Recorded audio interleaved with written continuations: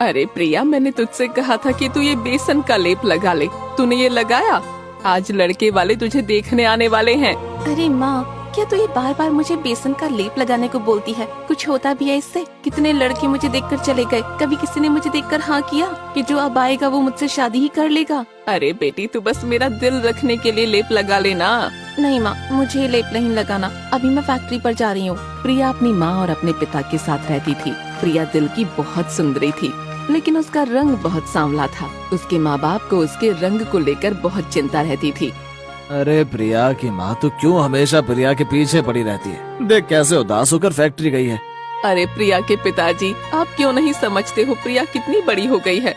गांव में उससे कम उम्र की लड़कियों की शादी हो गई है। हमारी प्रिया का दिल बहुत अच्छा है, लेकिन उसके रंग की वजह से सब लड़के उससे शादी करने के लिए मना कर देते हैं। अरे भाग्यवान, तू परेशान मत हो। हमारी प्रिया के लिए बहुत ही अच्छा लड़का मिलेगा, जो उसे उसके रंग को देखकर नहीं बल्कि उसके स्वभाव को देखकर उससे शादी करेगा। प्रिया पूरे गांव में सबसे ज्यादा पढ़ी लिखी थी, लेकिन फिर भी उसके रंग की वजह से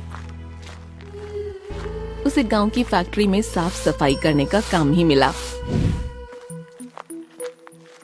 अजी, आप जरा बाजार से सब्जी ले आइए, घर में सब्जी खत्म हो गई है।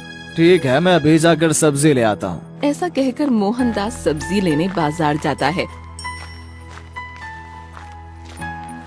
कि तभी रास्ते में उसे अपना बहुत पुराना दोस्त घनश्याम मिलता है। अरे घनश्याम, तू यहाँ क्या कर रहा है? अरे यार कुछ नहीं। और तू बता कैसा है? और भाभी जी कैसी हैं? और हमारी प्यारी गुड़िया प्रिया, वो कैसी है? अब तो वो बड़ी हो गई होगी। हाँ यार, अब तो वो शादी के लायक हो गई है। अच्छा, तूने अभी तक प्रिया की शादी नहीं की? नहीं यार, अभी उसकी शादी नहीं हुई है, इसीलिए मैं बहुत परेशान रहता हूँ। अबे यार, तू परेशान क्यों होता है? तेरा ये जिगरी दोस्त कब काम आएगा? तू बस शादी की तैयारी कर, बाकी मैं सब देख लूंगा। अबे यार, तू क्या कह रहा है? मैं कुछ समझा नहीं। अरे यार, मैं भी तो अपने बेटे की शादी के लिए लड़की देख रहा हूँ, तो क्यों ना तू अपनी बेटी की शादी मेरे कमल से करवा दे। तेरी बात तो सही है, लेकिन एक बार तो तू प्रिया को देख तो ले और कमल को भी प्रिया दिखा दे।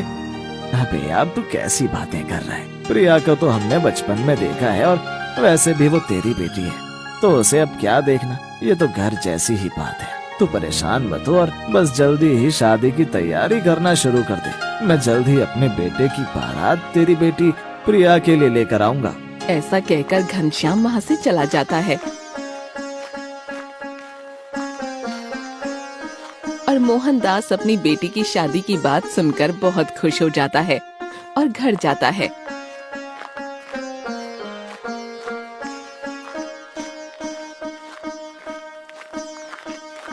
अरे सुनती हो? प्रिया की माँ, जरा बाहर आ। अरे कहाँ है? बाहर आ, देख मैं कितनी खुशी की बात लेकर आया हूँ। अरे क्या हुआ? आप इतना चिल्ला क्यों रहे हो? आ तो रही हूँ मैं। अरे जैसे मैं खुशी में चिल्ला रहा हूँ, तो तू भी मेरी बात सुनेगी तो तू भी मेरी तरह ही खुशी से झूम उठेगी। अच्छा जी, अगर ऐसी बात है तो बताओ कि आखिर ऐसा क्या हुआ जो तुम इतने खुश हो रहे हो? अरे भाग्यवान, तुझे अब हमारी बेटी प्रिया की शादी को लेकर चिंता करने की जरूरत नहीं है। तू अब प्रिया की शादी की तैयारी करना शुरू कर दे। अरे पागल हो गए हो क्या? आप ये क्या कह रहे हो? प्रिया की शादी? लेकिन प्रिया की शादी के लिए लड़का भी तो होना चाहिए। हमारी बेटी प्रिया से शादी करने के लिए तो जितने भी लड़के आए उन सभी ने मना कर दिया। अरे अब तू परेशान मत हो, अब देख कैसे हम अपनी बेटी की शादी करेंगे। तुझे याद है मेरा वो पुराना दोस्त घनश्याम? हाँ जी, वही ना जो पहले हमारे घर के सामने रहते थे। हाँ वही घनश्याम, वो आज मुझे बाजार में मिला, और पता है उसने मुझसे क्या कहा? हाँ जी बताइए, घनश्याम भाई साहब ने क्या कहा? अरे भाग्यवान, वो अपने बेटे की शादी के लिए हमारी प्रिया बेटी का हाथ मांग रहा है, और उसने मुझसे कहा है कि वो जल्द ही अपनी बेटे की बारात लेकर हमारे घर आएगा। क्या? आप ये क्या बोल रहे हो? लेकिन कमल तो बहुत ही सुंदर है। आपने घनश्याम भाई साहब को प्रिया के बारे में बताया? मैंने उसे बोला था कि वो पहले एक बार प्रिया को देख ले, लेकिन उसने मुझसे कहा कि प्रिया को उसने बचपन से देखा है, तो उसे कोई ऐतराज नहीं है। वो प्रिया की शादी कमल से करवाने के लिए तैयार है। जी, ये तो बहुत अच्छी बात है। हम भी अपनी बेटी की शादी में किसी चीज की कमी नहीं छोड़ेंगे।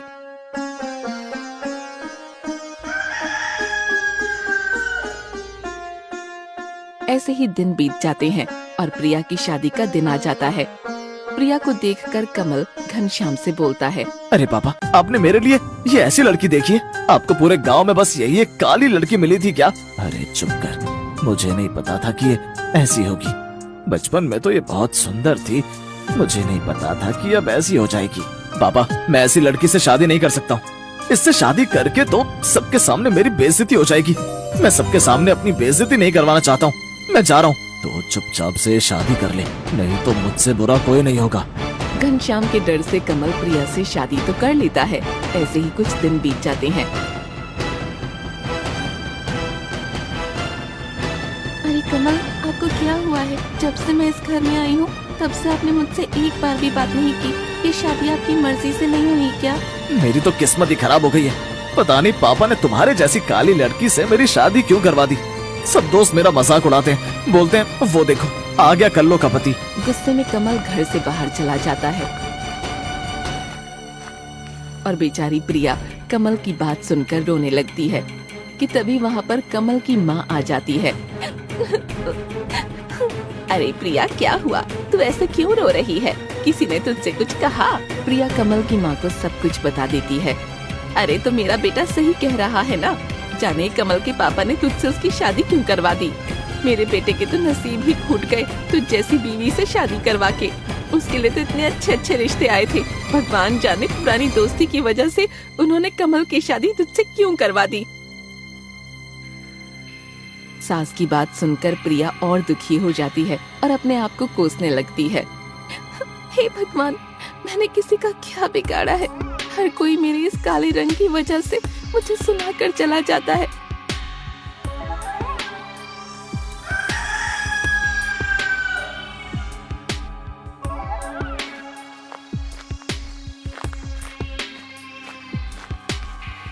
अरे मीरा, आओ आओ, बहुत दिनों बाद दिखी तुम। अरे कमल की माँ, मैं तो अपने भाई के बेटे की शादी में गई हुई थी। तुझे पता है उसकी बहू कितनी सुंदर आई है? एकदम चांद का टुकड़ा है मेरे भाई की बहू तो। अच्छा चल सही है, कम से कम तेरे भाई की बहू तो सुंदर आई। अरे तेरे बेटे की भी तो शादी हुई है, अपनी बहू से तो मिलवा, मैं भी तो देखूं कि आखिर तेरी बहू कैसी है। अरे रुक, अभी बुलाती हूँ। हे भगवान, इसको अब उस कलवी से कैसे मिलवाऊं? अरे कमल की माँ किस सोच में पड़ गई? बुलाना अपनी बहू को। हाँ हाँ बुलाती हूँ। अरे प्रिया, ओ प्रिया, जरा बाहर आ।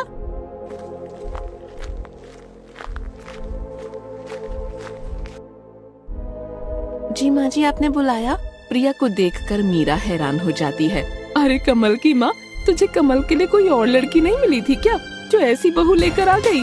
अरे प्रिया, तू अंदर जा और जाकर खाना बना।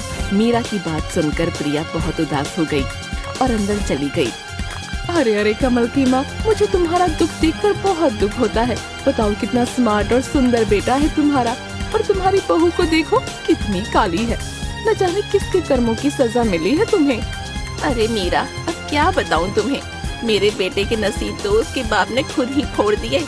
खुद तो काम के लिए बाहर रहते हैं और यहाँ हम दोनों माँ बेटे के लिए इस काली बहू को छोड़ गए। इसको तो मुझे कहीं किसी को दिखाने में भी शर्म आती है। अरे ऐसी बहू अगर होगी तो शर्म तो आएगी ही। ऐसी काली बहू तो किसी को भी दिखा नहीं सकते। अब क्या करें, ऐसी बहू को झेलना तो बहुत ही मुश्किल है। हाँ, अब क्या करें, ऐसी बहू को झेलने से तो अच्छा है मेरा बेटा कुंवारा ही रहता। प्रिया मीरा और कमल की माँ की सारी बातें सुन लेती है और तभी बाहर आकर कमल की माँ से बोलती है। माँ, मैं अब यहाँ नहीं रहूंगी, मैं अब यहाँ से जा रही हूँ। क्या? ये तो क्या कह रही है? आखिर अब तू कहाँ जाएगी? वैसे ही तेरी वजह से हर जगह हमारी बदनामी हो रही है और अब तू घर छोड़कर हमारे घर की और बदनामी करवाना चाहती है। माँ, जब आप लोगों को मैं पसंद ही नहीं हूँ तो फिर मैं यहाँ पर क्यों रहूँ? और वैसे भी मेरी वजह से आपकी बहुत बदनामी हो रही है। इससे तो अच्छा है मैं यहाँ से चली जाऊँ। अरे बहू, ये तू क्या कह रही है? तू आखिर कहाँ जाएगी? माँ, मैं अपने पापा के घर चली जाऊंगी। जब आप लोग मुझे काली बोलते हो तो मुझे फर्क नहीं पड़ता, लेकिन आप दूसरे लोगों के सामने बोलते हो तो मुझे बेइज्जती महसूस होती है। मैं अब इस घर में एक और मिनट नहीं रुक सकती, मैं जा रही हूँ। अरे रुक। कमल की माँ प्रिया को रोकती रहती है, लेकिन प्रिया घर छोड़कर चली जाती है। अरे छोड़ ना, जाने दे, ये खुद चली गई। ऐसी काली बहू को घर में रखकर क्या फायदा? पूरे गांव में बेइज्जती हो। इससे तो अच्छा है वो खुद ही घर से निकल गई। और दोबारा वापस ना आए तो अच्छा ही होगा। और हाँ, तुम जल्दी ही कमल की शादी दोबारा करवा देना किसी सुंदर सी लड़की से। हाँ मीरा, तुम ये सही कह रही हो। मैं जल्द ही अपने बेटे की शादी किसी अच्छी लड़की से करवा दूंगी। बेचारी प्रिया दुखी होकर अपने पापा के घर चली जाती है।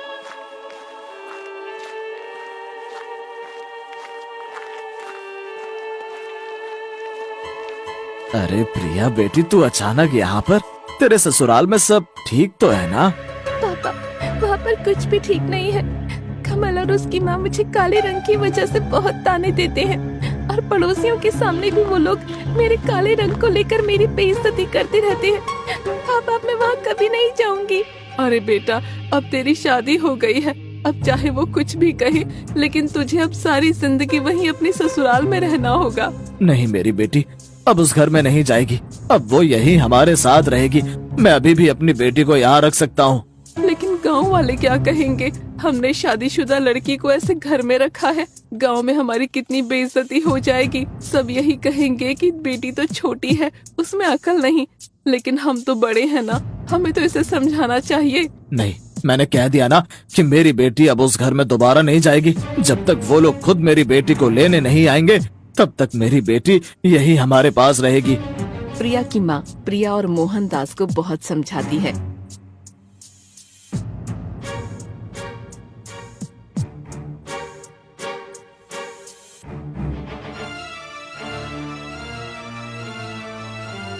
और ऐसे ही कुछ दिन बीत जाते हैं। अरे बेटी, तू पूरा दिन ऐसे घर में रहती है तो तू अपनी पढ़ाई क्यों नहीं चालू कर देती? लेकिन पापा, आगे की पढ़ाई के लिए पैसे भी तो चाहिए होंगे। अरे बेटा, तू परेशान मत हो, तू बस अपनी पढ़ाई पर ध्यान दे, पैसों का जुगाड़ मैं कर लूंगा। मोहनदास प्रिया की पढ़ाई के लिए अपने घर को सेठ बलवंत राणा के पास गिरवी रख देता है।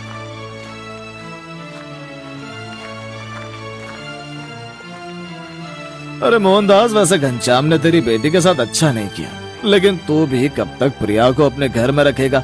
कभी ना कभी तो उसे उसके ससुराल भेजना ही होगा। सेठ जी, मैं अपनी बेटी को पढ़ाना चाहता हूँ। अब तो मेरा लोगों पर से विश्वास ही उठ गया है। अब जब तक वो लोग खुद मेरी बेटी से माफी मांगकर उसे लेने नहीं आएंगे, तब तक मैं उसे उसके ससुराल नहीं भेजूंगा। अरे मोहनदास, तू ये अपनी बेटी की पढ़ाई के लिए अपने घर को गिरवी क्यों रख रहा है? अरे सेठ जी, मैं चाहता हूँ कि मेरी बेटी खूब पढ़े लिखे और अपने पैरों पर खड़ी हो। अरे मोहनदास, अगर हर कोई तेरी तरह ही अपनी बेटी को पढ़ाए तो बेटियां किसी को भी बोझ नहीं लगेंगी। सेठ जी, मैं तो अपनी बेटी को खूब पढ़ाना चाहता हूँ। सेठ जी, मैं जल्द ही अपनी ये गिरवी जमीन को छुड़वा लूंगा। आप बस मुझे 2 महीने का समय दीजिए। अरे मोहनदास, जब तू अपनी बेटी के लिए इतना कुछ कर रहा है तो प्रिया तो इस गाँव की बच्ची है। मैं तुझे 2 महीने की जगह 4 महीने का समय देता हूँ। तू बस आराम से अपनी बेटी को पढ़ा। अब प्रिया अच्छे से पढ़ना शुरू कर देती है।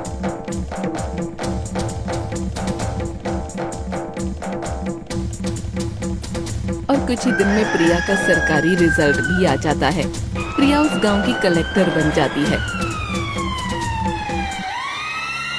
पापा, पापा देखो, बाहर आओ। मोहनदास और प्रिया की माँ प्रिया को ऐसे देखकर बहुत खुश हो जाते हैं। अरे मेरी बेटी, तू ये सब? पापा, आपकी मेहनत रंग लाई। आपको पता है पापा, मैं अब इस गांव में कलेक्टर बन गई हूँ। क्या कलेक्टर? हाँ माँ, कलेक्टर। और ये गाड़ी देख रही हो, ये गाड़ी मुझे सरकार ने दी है और ये 2 इंस्पेक्टर अब हर समय मेरे साथ रहेंगे। अरे प्रिया बेटी, तुझे बहुत बहुत बधाई हो, तेरी मेहनत रंग लाई। अरे मोहनदास, आज तेरी बेटी को ऐसे देखकर अब गांव के सभी लोग अपनी बेटियों को पढ़ाने में संकोच नहीं करेंगे। सेठ जी, ये जीत सिर्फ मेरी ही अकेले की नहीं है, इसमें मेरे माँ, पापा और आपका बहुत ज्यादा योगदान है। प्रिया को कलेक्टर बना देख, उसके पास बड़ी सी गाड़ी और इंस्पेक्टरों को देख मोहनदास और प्रिया की माँ बहुत खुश हो जाते हैं। और उधर घनश्याम, जो कि प्रिया का ससुर है, वो अपने घर आता है।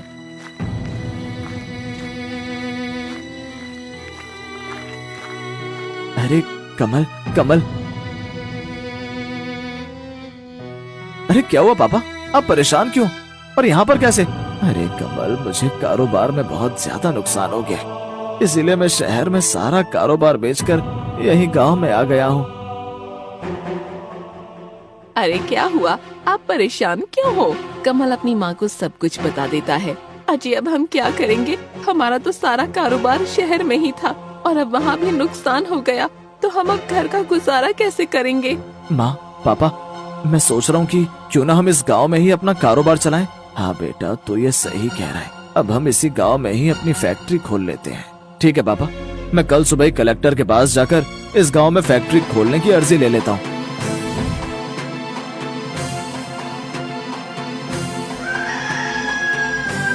अगले ही दिन कमल अपने पापा और माँ के साथ कलेक्टर के दफ्तर पहुँचता है।